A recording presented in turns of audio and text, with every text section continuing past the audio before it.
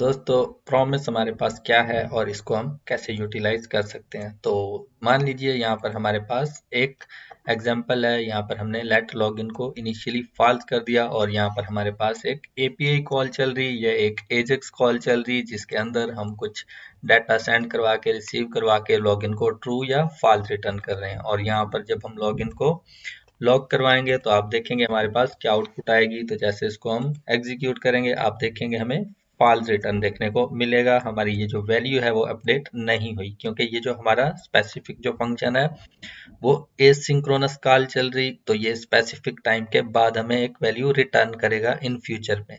तो हम इस चीज को किस तरह से हैंडल कर सकते हैं? इस चीज को हम हैंडल कर सकते हैं प्रॉमिस के थ्रू। तो प्रॉमिस कैसे अचीव करते हैं यहाँ पर हम देखते हैं।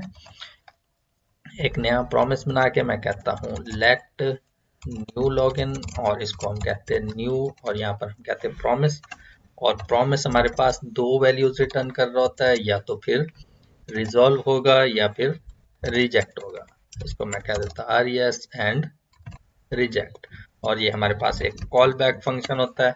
देन हम इसके अंदर यहाँ पर जो भी अपनी फंक्शनैलिटी अचीव करना चाह रहे हैं इसके अंदर यहाँ पर इसको कुछ इस तरह से पास आउट कर देंगे।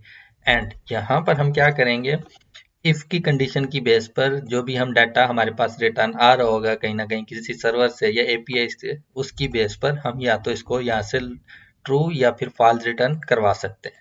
अब अभी के लिए हम चाहते हैं ये हमारा जो प्रॉमिस है वो रिजॉल्व हो गया। तो हम इसको किस तरह से करेंगे, हम इसको यहाँ पर कर देंगे रिजॉल्व एंड यहाँ पर मैं ये जो अपना लॉगिन है इसको यहाँ पर पास आउट कर देता एंड यहाँ से इसको हम रिटर्न भी करवा देंगे।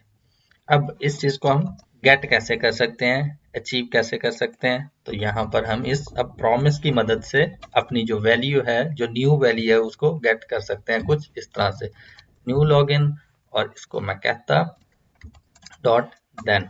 अब इस देन के अंदर हम अपनी जो वैल्यू है न्यू, इनकेस ये हम लॉगिन ही लिख देते हैं।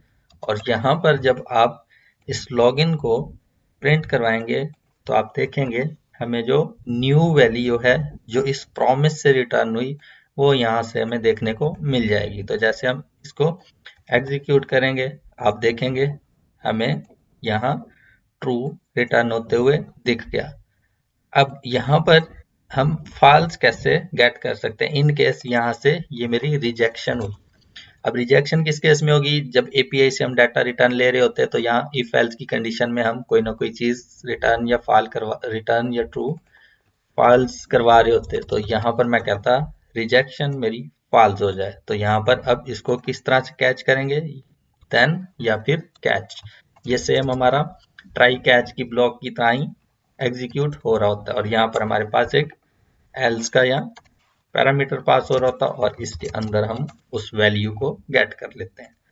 तो अगेन जब हम इसको यहाँ पर एग्जीक्यूट करेंगे तो अब आप देखेंगे हमें यहाँ जो वैल्यू है हमारी फॉल्स रिटर्न हो जाएगी कुछ इस तरह से। यहाँ पर हमें इसको कुछ ऐसे फॉल्स रिटर्न करवाना पड़ेगा। तो यहाँ पर हमें हमारी जो वैल्यू है वो प्रिंट आउट होते दिख जाएगी कुछ इस तरह से। तो देखा दोस्तों आपने हमारे जो प्रॉमिसेस है वो किस तरह से वर्कआउट कर रहे होते हैं। तो इस तरह की मोर इन्फॉर्मेटिव वीडियोस के लिए मेरे साथ बने रहिए।